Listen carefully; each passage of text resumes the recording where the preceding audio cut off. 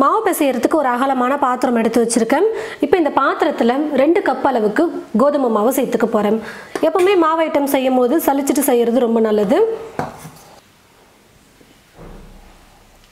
இப்போ இதே கப்பில் 1/4 கப் அளவுக்கு அரிசி மாவு சேர்த்துக்கிறேன்.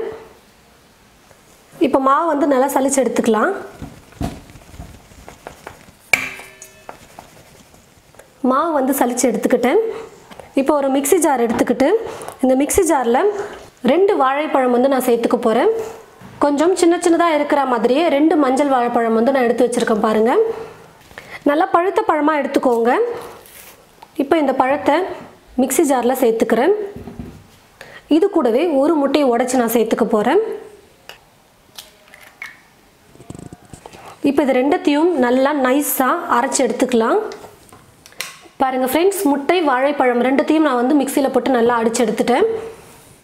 இப்போ ஒரு பாத்திரம் எடுத்துக்கிட்டு அந்த பாத்திரத்தில் வெல்லத்தை வந்து சேர்த்து நான் கரைச்சிக்க போகிறேன். 3/4 கப் அளவுக்கு வெல்லத்தை நான் துருவி எடுத்து வச்சுருக்கேன். இப்போ இந்த வெல்லத்தை இந்த பாத்திரத்தில் சேர்த்துட்டு கூடவே வெல்லம் கரையிறதுக்காக கொஞ்சமாக தண்ணி சேர்த்துக்கிட்டால் போதும். ஒரு 3 ஸ்பூன் அளவுக்கு தண்ணி சேர்த்தா போதும், ரொம்ப அதிகமாக சேர்க்க வேணாம். இப்போ ஸ்டவ்வை பற்ற வச்சுக்கிட்டு நான் வெல்லத்தை கரைச்சிக்கிறேன்.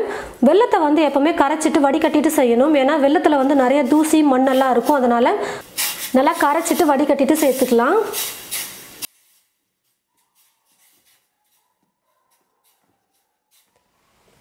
பாருங்கள் ஃப்ரெண்ட்ஸ், வெல்லம் வந்து நல்லா கரைஞ்சி வந்துருச்சு. இப்போ நான் ஸ்டவ் ஆஃப் பண்ணிக்கிறேன்.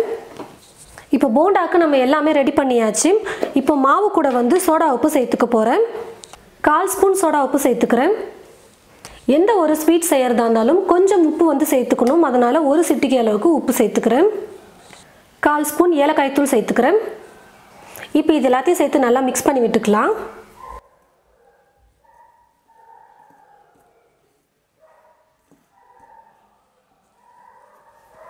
சோடா உப்பு ஏலக்காய் தூளெல்லாம் சேர்த்து நல்லா மாவோட கலந்து கொடுத்ததுக்கப்புறமா நம்ம அரைச்சி வச்சுருக்கிற இந்த முட்டை வாழைப்பழத்தை வந்து சேர்த்துக்கலாம்.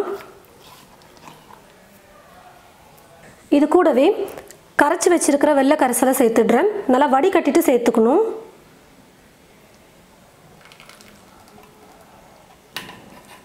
இப்போ இது எல்லாத்தையும் சேர்த்து நல்லா கலந்து கொடுத்துக்கலாம். வெள்ளத்தை நம்ம கரைக்கும் போது தண்ணி அதிகமாக சேர்த்துட்டோம்னா அதுக்கப்புறமா மாவு பிசையும் போது ரொம்ப இலக்கமாயிடும் மாவு. அதனால சும்மா 2-3 ஸ்பூன் அளவுக்கு நீங்கள் தண்ணி சேர்த்து வெள்ளத்தை கரைச்சிக்கோங்க. அதுக்கப்புறம் இப்போ நமக்கு தேவைப்பட்டுச்சுன்னா கூட தண்ணி சேர்த்து கலந்துக்கலாம். அதே வெள்ளை கரைசல் அதிகமாகிட்டு நம்ம மாவு பிசையும் போது இலக்கமாயிடுச்சுன்னா திரும்ப மாவு கொட்டி பிசைகிற மாதிரி இருக்கும். அப்போ டேஸ்ட்டே மாறிடும், ஸ்வீட்டோட அளவு எல்லாமே மாறிடும். இப்போ பாருங்கள், நான் கொஞ்சம் கொஞ்சமாக தண்ணி சேர்த்து மாவு பிசைஞ்சுக்க போகிறேன்.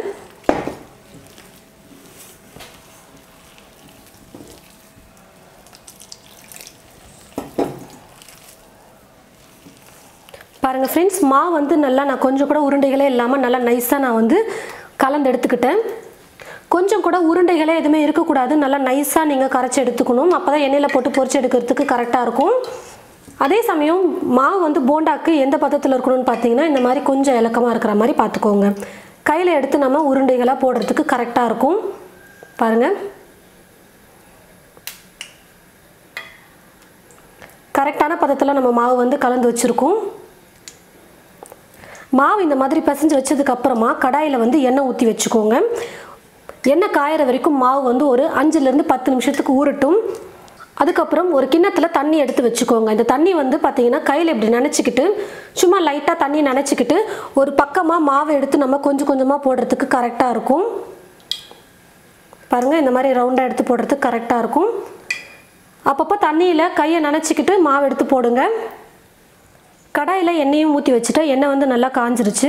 கொஞ்சமாக மாவு எடுத்து எண்ணெயில் போட்டு பார்த்தோம்னா தெரியும் எண்ணெய் காஞ்சிருக்கா இல்லையான்னு. பாருங்கள், எண்ணெய் வந்து நல்லா காஞ்சி வந்துருச்சு.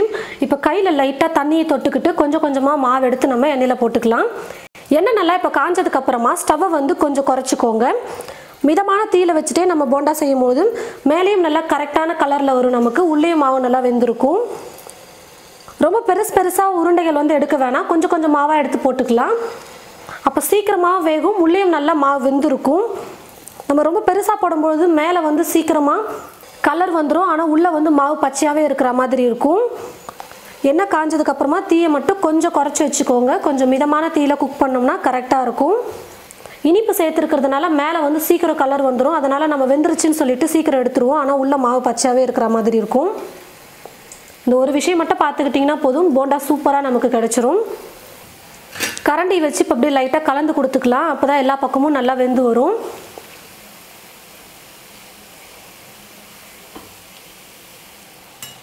பாருங்கள் ஃப்ரெண்ட்ஸ், போண்டா வந்து நல்லா வெந்து மேலேயும் நல்லா கலர் வந்துருச்சு பாருங்கள். இப்போ நான் எடுத்துடுறேன்.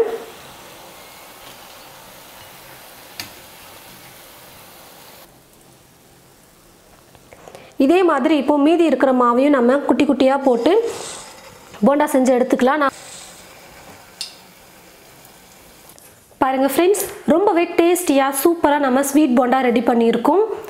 முட்டையும் வாழைப்பழத்தையும் நம்ம சேர்த்து செஞ்சுருக்கோம். அதனாலேயே டேஸ்ட் வந்து பார்த்திங்கன்னா ரொம்ப சூப்பராக வந்திருக்கு.